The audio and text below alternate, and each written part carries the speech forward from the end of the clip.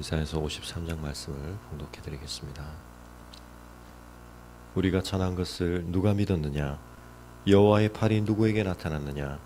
그는 주 앞에서 자라나기를 연한 순 같고 마른 땅에서 나온 뿌리 같아서 고운 모양도 없고 풍채도 없은즉 우리가 보기에 흠모할 만한 아름다운 것이 없도다. 그는 멸시를 받아 사람들에게 버림받았으며 간구를 많이 겪었으며 질고를 아는 자라. 마치 사람들이 그에게서 얼굴을 가리는 것 같이 멸시를 당하였고 우리도 그를 귀히 여기지 아니하였도다. 그는 실로 우리의 질고를 지고 우리의 슬픔을 당하였거늘 우리는 생각하기를 그는 징벌을 받아 하나님께 맞으며 고난을 당한다 하였노라. 그가 찔림은 우리의 허물 때문이요 그가 상함은 우리의 죄악 때문이라. 그가 징계를 받음으로 우리는 평화를 누리고 그가 채찍에 맞음으로 우리는 나음을 받았도다. 우리는 다 양 같아서 그릇 행하여 각기 제 길로 갔거늘 여호와께서는 우리 모두의 죄악을 그에게 담당시키셨도다.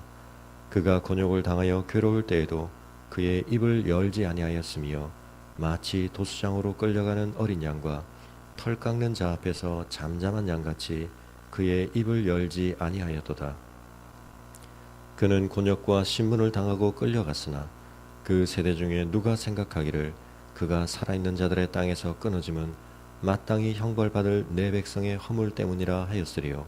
그는 강포를 행하지 아니하였고 그의 입에 거짓이 없었으나 그의 무덤이 악인들과 함께 있었으며 그가 죽은 후에 부자와 함께 있었도다. 여호와께서 그에게 상함을 받게 하시기를 원하사 질고를 당하게 하셨은즉 그의 영혼을 속건제물로 드리기에 이르면 그가 씨를 보게 되며 그의 날은 길 것이요 또 그의 손으로 여호와께서 기뻐하시는 뜻을 성취하리로다. 그가 자기 영혼에 수고한 것을 보고 만족하게 여길 것이라. 나의 의로운 종이 자기 지식으로 많은 사람을 의롭게 하며 또 그들의 죄악을 친히 담당하리로다. 그러므로 내가 그에게 존귀한 자와 함께 몫을 받게 하며 강한 자와 함께 탈취한 것을 나누게 하리니 이는 그가 자기 영혼을 버려 사망에 이르게 하며 범죄자 중 하나로 헤아림을 받았음이니라. 그러나 그가 많은 사람의 죄를 담당하며 범죄자를 위하여 기도하였느니라. 아멘. 기도하겠습니다.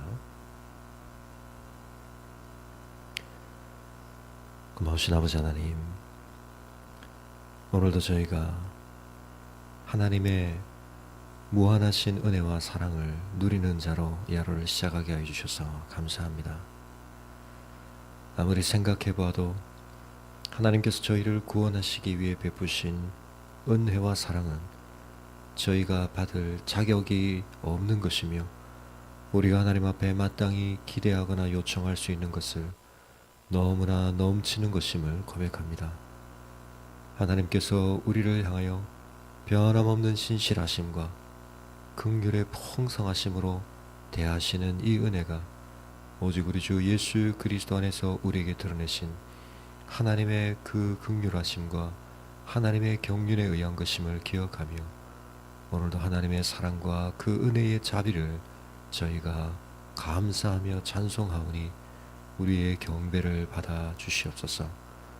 아버지 하나님, 오늘도 저희가 이 하루를 살아갈 때 우리의 삶에 우리로 하여금 염려케 하며 불평케 하며 근심케 하며 두렵게 하며 불안하게 할 만한 많은 것들이 있다 할지라도 오직 주 예수 그리스도 안에서 우리에게 드러내신 하나님의 그 은혜와 사랑의 풍성함을 기억하며 그 안에서 우리에게 약속되고 보장된 영원한 소망과 그 기업의 영광의 풍성함을 기억하며 우리를 위해 베푸신 그 능력의 지극히 크심을 기억하며 오늘도 저희의 영혼이 평안함을 누리게 하시고 담대함을 누리게 하여 주시옵소서. 부요함을 누리게 하여 주시옵소서. 하나님의 그 다음 없으신 사랑 안에 거함으로 말미암아 오늘도 우리의 영혼이 안전한 가운데서 하나님의 뜻을 구하며 그 뜻에 순종하는 삶을 살기에 아무 부족함이 없도록 우리를 강건케 하여 주시기를 간절히 기도합니다. 날마다 저희가 하나님의 세밀하신 인도함 가운데 있음을 잊지 않게 도와주시고 우리 스스로의 영혼이 깨어 그 하나님의 인도하심을 분별하며 하나님의 이끄심에 순종함으로 말미암아 우리가 성령과 더불어 늘 보조를 같이 하는 순종의 삶을 살아갈 수 있도록 인도해 주시기를 원합니다. 아버지 하나님, 오늘도 저희에게 허락하신 모든 것을 통하여서 저희가 계획하며 선택하며 시도하고 이루어가는 그 모든 일들 속에서 하나님의 경륜이 드러나기를 원하오니 저희에게 근신하는 마음을 주시고 또한 지혜를 허락하여 주시고 우리의 모든 상황을 하나님 앞에 의탁하는 담대한 믿음을 더하여 주시고 그 일들 속에서 하나님이 앞서 준비하시고 우리의 걸음걸음에 인도하시고 하나님이 베푸시는 놀라운 은혜들을 오늘도 바라보며 누리는 저희들이 되게 하여 주시옵소서. 오늘도 저희의 삶의 중요한 선택과 결정들과 또 저희가 행하여야 할 바들을 하나님 앞에 의탁하오니 하나님의 선하신 인도하심을 찬송함으로 우리가 이 하루를 하나님 앞에 감사하며 돌아볼 수 있도록 이 하루 온종일 동안 주님 저희와 동행하여 주시옵소서. 감사를 드리고 우리 주 예수 그리스도 이름으로 기도합니다. 아멘. 함께 묵상하실 말씀은 사도행전 23장 12절에서 30절까지 말씀입니다. 사도행전 23장 12절에서 30절까지를 봉독하겠습니다. 날이 새매 유대인들이 당을 지어 맹세하되 바울을 죽이기 전에는 먹지도 아니하고 마시지도 아니하겠다 하고 이같이 동맹한 자가 40여 명이더라. 대제사장들과 장로들에게 가서 말하되 우리가 바울을 죽이기 전에는 아무것도 먹지 않기로 굳게 맹세하였으니 이제 너희는 그의 사실을 더 자세히 물어보려는 척하면서 공회와 함께 천부장에게 청하여 바울을 너희에게로 데리고 내려오게 하라. 우리는 그가 가까이 오기 전에 죽이기로 준비하였노라 하더니 바울의 생질이 그들이 매복하여 있다 함을 듣고 와서 영내에 들어가 바울에게 알린지라. 바울이 한 백부장을 청하여 이르되 이 청년을 천부장에게로 인도하라. 그에게 무슨 할 말이 있다 하니 천부장에게로 데리고 가서 이르되 죄수 바울이 나를 불러 이 청년이 당신께 할 말이 있다 하여 데리고 가기를 청하더이다 하매 천부장이 그의 손을 잡고 물러가서 조용히 묻되 내게 할 말이 무엇이냐. 대답하되 유대인들이 공모하기를 그들이 바울에 대하여 더 자세한 것을 묻기 위함이라 하고 내일 그를 데리고 공회로 내려오기를 당신께 청하자 하였으니 당신은 그들의 청함을 따르지 마옵소서. 그들 중에서 바울을 죽이기 전에는 먹지도 않고 마시지도 않기로 맹세한 자 40여 명이 그를 죽이려고 숨어서 지금 다 준비하고 당신의 허락만 기다리나이다 하니 이에 천부장이 청년을 보내며 경계하되 이 일을 내게 알렸다고 아무에게도 이르지 말라 하고 백부장은 둘을 불러 이르되 밤제 3시에 가이사랴까지 갈 보병 200명과 기병 70명과 창병 200명을 준비하라 하고 또 바울을 태워 총독 벨릭스에게로 무사히 보내기 위하여 짐승을 준비하라 명하며 또 이 아래와 같이 편지하니 일러스되 글라우디오 루시아는 총독 벨리스가 갖게 문안하나이다. 이 사람이 유대인들에게 잡혀 죽게 된 것을 내가 로마 사람인 줄을 들어 알고 군대를 거느리고 가서 구원하여다가 유대인들이 무슨 일로 그를 고발하는지 알고자 하여 그들의 공회로 데리고 내려갔더니 고발하는 것이 그들의 율법 문제에 관한 것뿐이요 한 가지도 죽이거나 결박할 사유가 없음을 발견하였나이다. 그러나 이 사람을 해하려는 간계가 있다고 누가 내게 알려주기로 곧 당신께로 보내며 또 고발하는 사람들도 당신 앞에서 그에 대하여 말하라 하였나이다 하더라.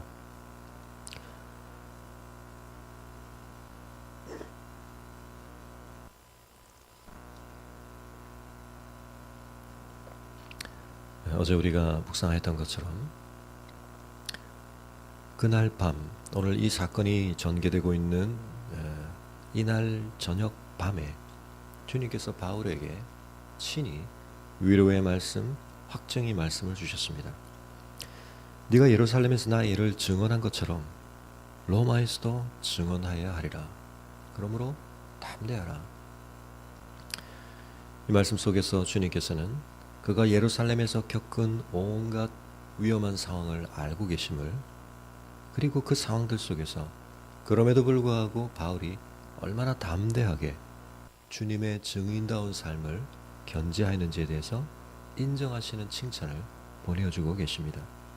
뿐만 아니라 로마에 이르기까지 어떤 과정이 있을지 다 알 수는 없지만, 그러나 반드시 로마에 바울을 세우시고 이곳에서 그러하였던 것처럼 그를 통하여 그리스도의 이름을 증언하도록 하시겠다는 주님의 약속을 주고 계시는 것입니다.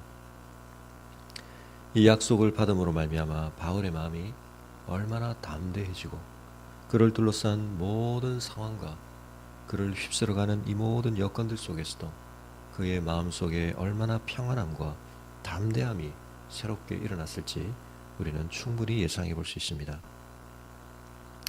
그러나 한편 그의 삶의 상황 속에서 벌어지고 있는 일을 오늘 본문을 통해 우리가 보게 될 때, 우리가 이 땅 위를 살아가면서 하나님의 약속을 붙들고 산다고 하는 것이 어떤 상황들 속에서 전개되어 가는 것인지, 우리가 바울의 모습 속에서 우리의 삶에 대한 우리의 관점들을 한번 새롭게 정리할 수 있으면 좋겠습니다. 주님이 그런 약속을 주셨다고 한다면 우리는 쉽게 생각할 때 그 다음 날 날이 새자마자 바울의 상황들 속에 가시적인 어떤 변화들이 일어날 수도 있지 않을까 생각해 볼 수 있습니다. 그러나 실제로 바울 주변에서 일어났던 일은 무엇입니까? 이것은 아직 바울에게 알려지기 전 상황이지만 오히려 상황은 더 악화되고 있습니다. 유대인들 중에서 바울을 해하고자 하는 간절한 열망을 가졌던 사람, 그들은 우선적으로는 소동을 일으키고 격분하는 소요를 일으켜서 그들의 마음을 표현했었지만, 이제 그와 같은 방식으로는 자신들이 바울을 향해 가진 열망을 성취할 수 없다는 것을 깨닫고 실제적으로 그 일을 이루기 위한 철저하고도 은밀한 계획을 진행하고 있는 모습을 성경은 우리에게 소개하고 있습니다. 그들은 당을 지어서 맹세하였습니다. 그 맹세의 내용은 바울을 죽이겠다는 결연한 각오를 밝히는 것인데, 바울을 죽이기 전에는, 이 목적을 실제적으로 성취하기 전에는 그들의 마음속에 품어진 이 열망을 현실 속에서 실현하기 전에는 먹지도 않고 마시지도 않겠다는 것입니다. 그 어떤 것보다 이 일을 최우선시하며 반드시 성취하겠다는 결연한 각오를 가진 사람이 40여 명이나 되었다는 것입니다. 그들은 동맹을 이루었습니다. 그리고 그 일을 실현하기 위한 세밀한 준비에 착수하였습니다. 그들은 대제사장들과 장로들을 찾아가서 자신들이 세운 이 계획을 실현하기 위해서 협조를 요청했습니다. 다시금 총독에게 요청하여서, 천부장에게 청하여서 바울을 한 번 더 신문할 수 있는 공회를 여는데, 그 일을 위해 바울을 데려오는 길 어느 한편에서 가장 적합한 장소에서 그들이 바울을 제거하겠다라고 하는 것입니다. 한편 우리는 11절과 12절 이하에 진행되는 상황을 어떻게 연결시켜야 할지 우리는 궁금하기도 합니다. 주님께서는 바울의 삶에 대해서 안전을 보장하고 계신데, 그의 삶에서 실제로 벌어지고 있는 일의 배후를 살펴보면 안전이 훨씬 더 위협을 받고 있는 상황이 전개되고 있는 것입니다. 유대인들의 이와 같은 강력한 결의와 그것을 실현하기 위한 세밀한 준비를 우리는 보게 될 때 바울의 생명이 얼마나 위험에 처해 있는지 보게 되는 것입니다. 주님은 약속하시는데 상황은 거꾸로 가고 있습니다. 주님은 안전을 보장해 주시겠다고 하시는데 그의 여건을 살펴보면 그는 더 극심한 위기를 향해 치달아가고 있는 것입니다. 우리의 판단과 하나님의 행하심 사이에는 늘 차이가 있는 것을 보게 됩니다. 하나님은 우리에게 세밀한 성사진 전부를 보여주지 않으시고 궁극적인 목표점을 밝히신 뒤 반드시 가나안으로 데려가겠다. 그리고는 하루하루 구름 기둥 불 기둥으로 인도해 가실 뿐입니다. 그래서 우리는 답답하기도 하고 궁금하기도 하고, 때로는 우리 앞에서 하나하나 드러나는 상황만을 바라보다 보면 도대체 하나님의 약속이 성취될 수 있을 것인가? 하나님은 도대체 이 상황들을 정말 통제하고 계시는 것인가? 우리를 둘러싼 이 현실 안에서 하나님은 과연 자기의 뜻을 실현해가고 계시는가? 의심을 품게 할 만한 일들이 많은 것입니다. 우리가 가져야 할 믿음이 어떤 방식으로 우리의 삶에서 고백되어야 할지 우리가 이런 말씀을 통해서 우리가 훈련하게 될 필요가 있습니다. 하나님의 약속은 반드시 이루어집니다. 그러나 그 약속은 때로 우리가 생각하는 것과는 다른 양상으로 이루어져 갈 때가 많습니다. 하나님의 판단과 뜻은 우리가 예상하고 우리가 그려보는 그림과는 다른 방식으로 펼쳐질 때가 많은 것입니다. 오늘 우리가 읽은 본문 안에서 하나님께서 초월적으로 간섭하시거나 어젯밤 바울에게 나타나셔서 직접적으로 말씀해 주신 내용을 하나님이 성취하시는 하나님의 액션은 우리에게 하나도 등장하고 있지 않습니다. 오늘 우리에게 보여지는 하나님의 말씀 속에서 드러나고 있는 것은 하나님의 직접적인 하나님의 개입은 하나도 없습니다. 인간들의 행함과 인간들의 도모와 인간들의 계획만이 펼쳐져 있을 뿐입니다. 그러나 이 모든 것을 통해서 결국 우리가 말씀을 통해 깨닫는 바는 무엇입니까? 사람들이 계획하고 사람들이 저마다의 목적을 실현하기 위해 행동하고 그리고 이런저런 사건들이 얽혀 있지만 그 모든 것을 통해 결국 이루어지는 것은 하나님의 뜻이라고 하는 사실입니다. 그러므로 우리가 오늘 살아가는 하루의 삶 속에서 우리는 우리 나름대로의 판단을 하고 우리 나름의 계획을 세우고 또 우리는 그들 나름대로의 계획을 세우고 의지를 가지고 행하는 수많은 사람들의 관계 속에 뒤엉켜 있지만 이 모든 것을 통해서 우리가 요동치 않고 우리의 마음속에 평안과 담대함을 품을 수 있는 것은 궁극적으로 하나님의 뜻이 이루어진다는 사실을 우리가 신뢰하고 믿을 수 있기 때문인 것입니다. 이 엄청난 살해 음모를 하나님께서 바울의 삶에서 비껴가게 하시는 데 있어서 사용하신 사람들이 있습니다. 그는 먼저 바울의 생질이라고 성경이 기록하고 있습니다. 이 사람이 어떤 사람인지 성경에 자세한 소개도 없습니다. 이름도 모릅니다. 그에 대한 이후에 다른 언급도 없습니다. 그는 그리스도인이었던 건지 그리고 그는 어떻게 이 음모를 알 수 있게 된 것인지 그리고 어떻게 그는 영내에 들어갈 수 있었는지 그리고 그는 어떻게 천부장에게까지 안전하게 갈 수 있었는지 우리가 궁금해할 만한 세부적인 상황들에 대한 소개는 생략되어 있습니다. 그러나 한편은 인간적인 관계 안에서 바울의 생질이었기 때문에 그는 바울이 붙잡혀 있는 가운데 출입할 수 있는 고난을 허락받았던 것 같고 그 모든 상황들 안에서 그는 우연인지 이미 그가 어떤 이 유대인들과의 관계에서 커넥션이 있었던 것인지 알 수는 없지만 그는 이 비밀한 음모를 알게 되었습니다. 그들이 매복하여 바울을 기다린다는 정보를 그는 듣게 되었습니다. 그리고 영내에 들어가 바울에게 그 사실을 알렸습니다. 바울은 한 백부장을 부릅니다. 그리고 천부장에게 그의 생지를 인도해 주도록 그리고 천부장에게 이 소식을 알려주도록 부탁합니다. 그리고 그 청년은 천부장에게 이르러 그가 듣게 된 이 모든 내용들을 알려주게 됩니다. 그러자 천부장은 계획을 세우게 됩니다. 이 일이 일어나도록 했다가는 그가 로마 시민인 바울을 제대로 보호하지 못했다라는 책임을 면할 수 없었기에 그는 청년을 보내며 이 일을 아무에게도 말하지 말라고 당부한 뒤에 백부장 둘을 불러 밤사이에 바울을 호송할 계획을 세우게 됩니다. 이 계획을 실현하기 위해서 그는 보병 200명과 기병 70명과 창병 200명, 이 창병이라는 표현은 성경에서 여기만 등장하기 때문에 그 의미를 정확하게 이해하기가 쉽지는 않습니다. 그래서 이걸 군사라고 본다면 지금 군사만 400명이 동원된 것인데 수비대 인원의 거의 절반에 해당하는 엄청난 인원을 지금 빼내고 있는 것입니다. 그래서 혹자들은 다른 어떤 성경학자들은 이 창병이라고 하는 표현이 예비로서의 말을 의미한다고 보기도 하지만 아무튼 엄청난 인원을 지금 동원하고 있는 것입니다. 그리고는 총독 벨릭스에게로 바울을 보내고 있습니다. 이동해야 할 거리가 약 64km 정도 되는 거리였습니다.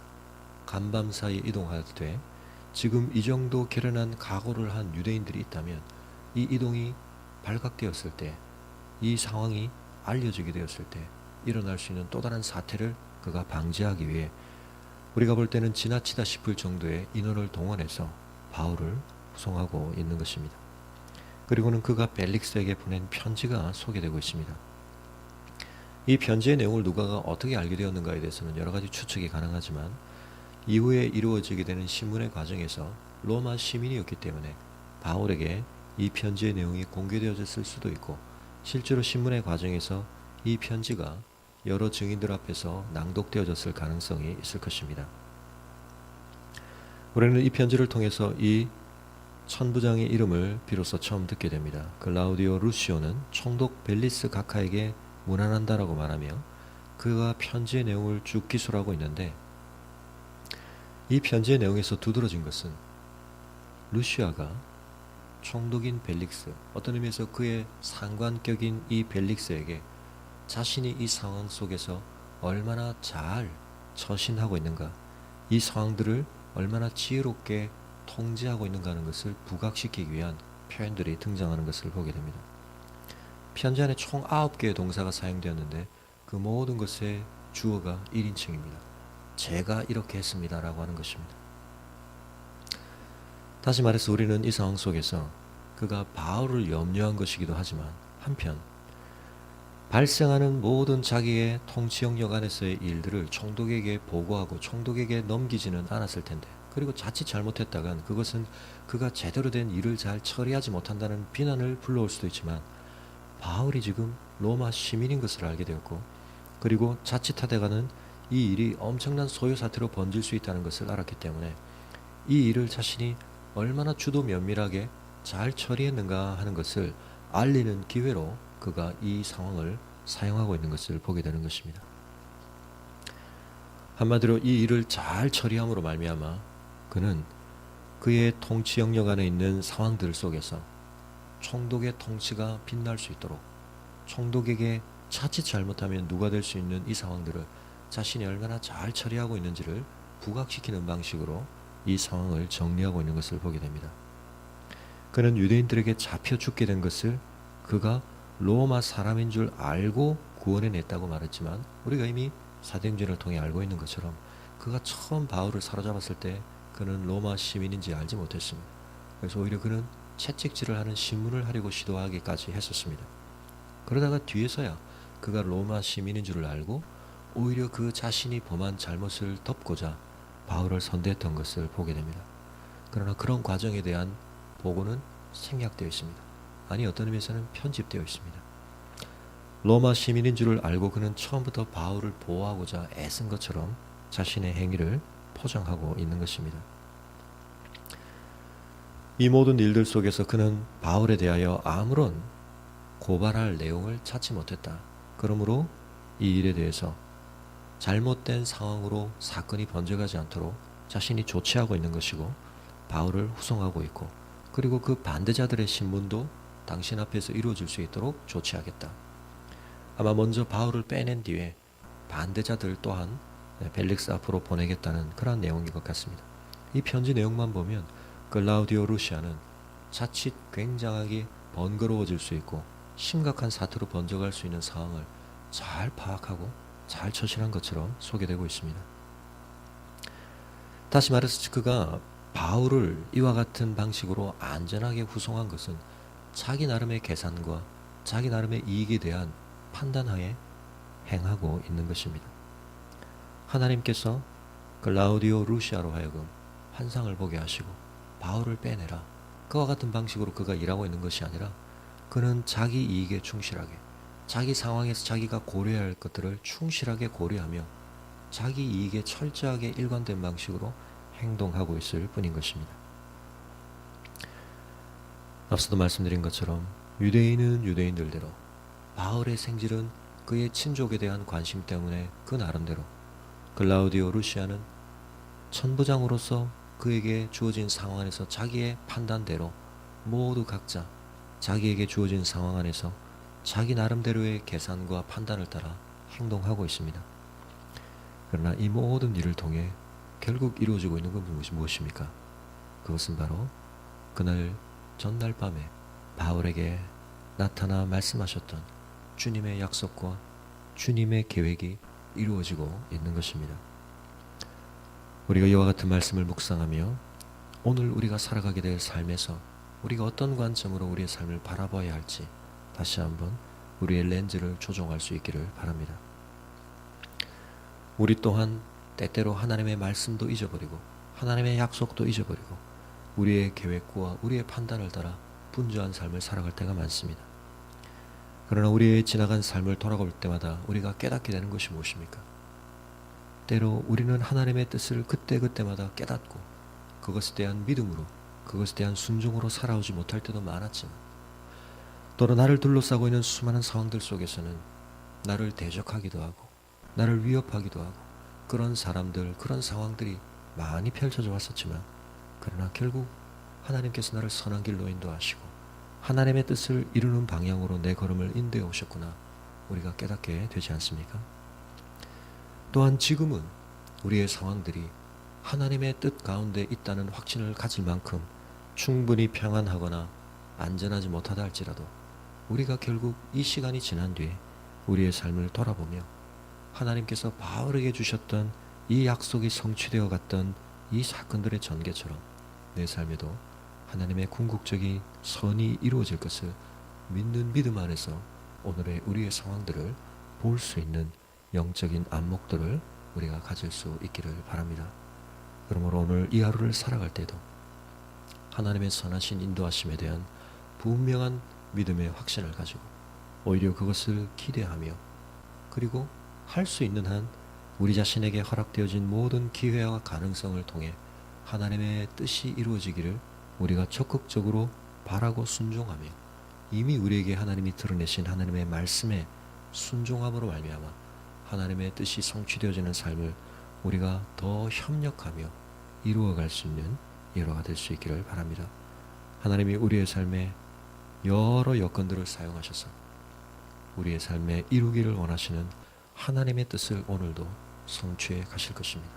우리가 그것을 바라보는 믿음으로 오늘 우리가 그 사실을 더 적극적으로 기대하며 우리의 열망과 우리의 감정과 우리의 의지를 하나님의 뜻에 맞추며 순종하며 이 하루를 걸어갈 때 하나님께서 허락하시는 놀라운 예비된 은혜 하나님의 선하신 인도함의 손길을 우리가 확인할 수 있고 또 지나간 우리의 삶을 돌아보며 그와 같은 하나님의 손길에 대한 감사의 고백을 올려드리는 이 하루가 되실 수 있기를 주님의 이름으로 축원합니다.